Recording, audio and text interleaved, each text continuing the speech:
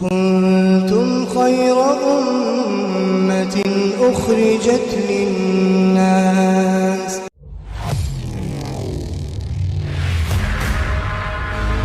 ایک قبیلہ تھا، سارے قبائل تھے، انہی قبیلوں میں سے یہ 3 آدمی تھے، اسی قبیلے میں سے یہ 3 آدمی تھے۔ ایک بچی کو پالنے کے لیے بحث اور تکرار تک پہنچ گئے تھے۔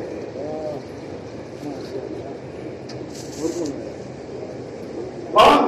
تربیت کرنے والے، زندہ رقم کر دینے والے، ایک بچی کی پالنے کے لیے کیا کہہ رہے ہیں؟ ہم پالیں گے، ہم پالیں گے، ہم پالیں گے، اس کو ہم پرورش کریں گے، بحث اور تکرار۔ اور جلدی سے اللہ کے رسول صلی اللہ علیہ وسلم کی خدمت میں اس کے بعد پہنچائیں گے، تو آپ نے جلدی سے اس معاملے کو اپنی طرف دے دیا اور معلومات کر کے اس صحابی کو دے دیا جو اس بچی کی خالہ کے شوہر تھے۔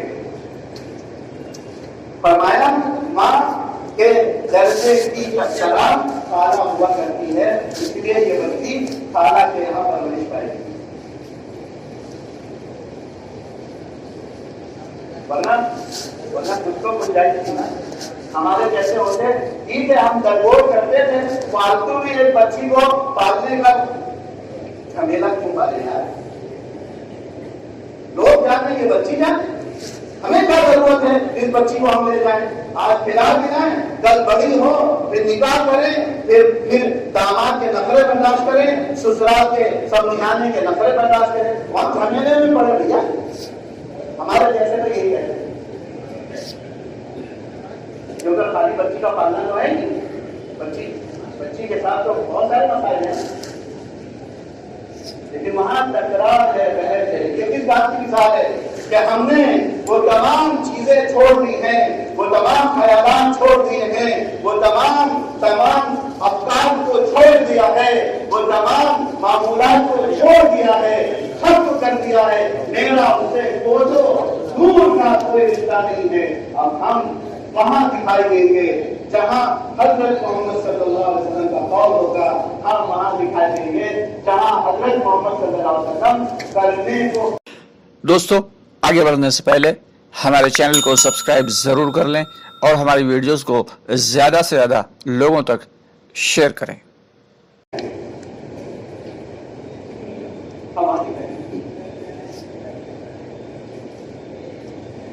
یہ جو جملہ کا ایک اور ٹکڑا ہے کہ ہم ایمان لائے اپنے رب پر۔ رب کسے کہتے ہیں؟ ایک بندوبست، ایک سسٹم، ایک ویوستھا، معاف کیجیے گا مجبوری ہے بات کہنے کے لیے تاکہ سارے ذہن لے لیں، ورنہ ہمیں ان الفاظ کو استعمال کرنے کی ضرورت ہی نہیں۔ کون سے؟ ویوستھا والے، جس کو اللہ نے پیدا کیا ہے، جس کو اللہ نے پیدا کیا ہے، ایک بندوبست، ایک نظام جس کو اللہ نے پیدا کیا ہے، اللہ نے بنایا ہے، اور وہ حسب ضرورت اس کو چلا رہا ہے، اور جس دن وہ چاہے گا اس بنائے ہوئے نظام کو بدل دے گا، جس دن وہ چاہے گا اپنا ہی نظام جو اس نے بنایا ہے وہ بدل دے گا۔ اور بدلنے کی سب سے بڑی دلیل یہ ہے کہ اس دنیا کا نظام الگ ہے، آخرت کا نظام الگ ہے۔ اگر وہ بدلنے پر قادر نہ ہوتا تو بیک وقت کئی نظام نہیں چلا سکتا تھا،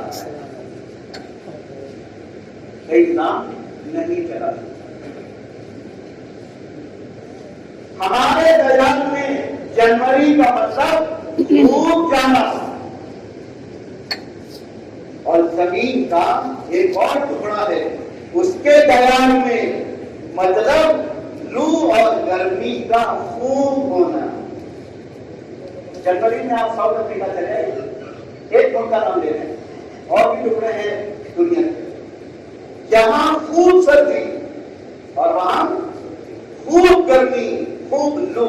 اس میں جنوری کے یہ رب ہے. یہ رب وہ الٹ پھیر کو بھی جانتا ہے. وہ الٹ پھیر کو بھی جانتا ہے. وہ مناسب حالات کو رکھتے رکھتے رکھتے غیر مناسب حال کو حالات میں بدل دے. وہ اس کی قدرت رکھتا ہے. یہ ہے رب. ڈوبنے والے کو بچا لے اور جو محفوظ کھڑا ہے وہ وہاں ٹھوکر کھاتے مر جائے. وہ کس کو رب کہے؟ وہ اس کا پابند نہیں ہے کہ جب بچانے والے حالات چلائے جا چکے ہیں تو اب سب بچائے جائیں گے اور بچانے والے کے بجائے اب نجب کو ختم کر دینے والے حالات بنائے جا چکے ہیں تو اب سب کو ختم ہونا ہے. نہیں, اس میں کسی کو بچا بھی دے گا اور اس میں کسی کو نہیں بچائے گا. یہ رب. تو جب ہم رب پر ایمان لائے جو ایسا ہے تو ایسا ہے, تو جب ہمارے حالات ہمارے مناسب نہیں ہوں گے, ہمارے مناسب نہیں ہوں گے, تو کیا یہ ایمان لانے والا جس نے یہ کہا ہے, جس کے اندر اصطلاحی طور پہ یہ بات شامل ہے, ایمان لانے کا مطلب ایمان کی محنت کے ساتھ, تو کیا یہ جب حالات مناسب نہیں ہوں گے تو یہ ایمان کی محنت کو چھوڑ دے گا؟ اگر ایمان کی محنت کو چھوڑ رہا ہے تو اصطلاحی طور پر اتنے ہی درجے میں ایمان سے باہر جا رہا ہے. حالانکہ ہمیں اطمینان ہے کہ انیس یہ تو یہ پورے محلے میں کیا پورے لکھنؤ میں زیادہ ایمان والا کوئی نہیں. اگر ہم ایمان کی محنت چھوڑ چکے ہیں یا چھوڑ رہے ہیں یا چھوڑ دیں گے, جتنے پیمانے پر ایمان کی محنت چھوڑی جائے گی اتنے پیمانے پر آپ ایمان سے باہر سمجھے جائیں گے. کہاں؟ اللہ رب العزت کے ریکارڈ میں. اللہ رب العزت کے ریکارڈ. اور میرے بزرگوں, میرے بھائیوں, یہ ہمارے اور آپ کے حصے کی چیز ہے. اس کو بھی ترتیب کرنا ایمان لانے میں شامل ہے.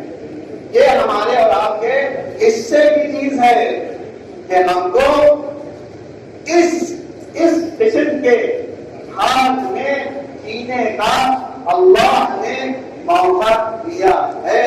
تو اس پر ہم مطمئن اور حوصلے اور بلبلے کے ساتھ ایمان پر یعنی ایمان لانے والی شکل کو باقی رکھتے ہوئے ایمان کی محنت کرتے رہیں گے. اگر یہ کارگزاری ہے تو پھر ہم ایمان والے ہیں, اور اگر یہ کارگزاری نہیں ہے تو میرے بزرگوں, میرے بھائیوں, پھر ہم دائرے سے, سرکل سے باہر کر رہے ہیں. پھر ہم باہر جا رہے ہیں. پھر ہم باہر جا رہے ہیں. یہ ہے مطلب ہم ایمان لائے اپنے رب پر. آزمائش کا کیا مطلب ہوتا ہے؟ میں نے عرض کیا تھا کہ آزمائش کا مطلب ہے ایمان لائے. ایمان لائے یعنی نیک بن گئے. اب اللہ ہم کو جانچے گا کہ جو ہم نے کہا ہے یہ جانچنے کو امتحان کہتے ہیں. جانچنے کو امتحان. اب اللہ کی مرضی برف کی سل پر بٹا کے اللہ ہم کو آزمائے, اور اللہ کی مرضی آگ کے تھپیڑوں میں رکھ کر آزمائے. اب اللہ کی مرضی پہاڑ پر سے پھینکوا دیا جائے پھر بھی کوئی ہڈی نہ ٹوٹے، یہ اللہ کی مرضی، یہ اللہ کی، یہ اللہ کی۔ اللہ ہمارے کاروبار کو زیرو پہ پہنچا دے، یہ بھی اللہ کی مرضی، یعنی جانچنے کا یہ بھی طریقہ۔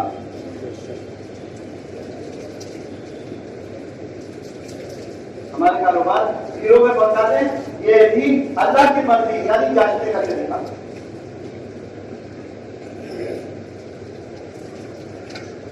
میرے بزرگ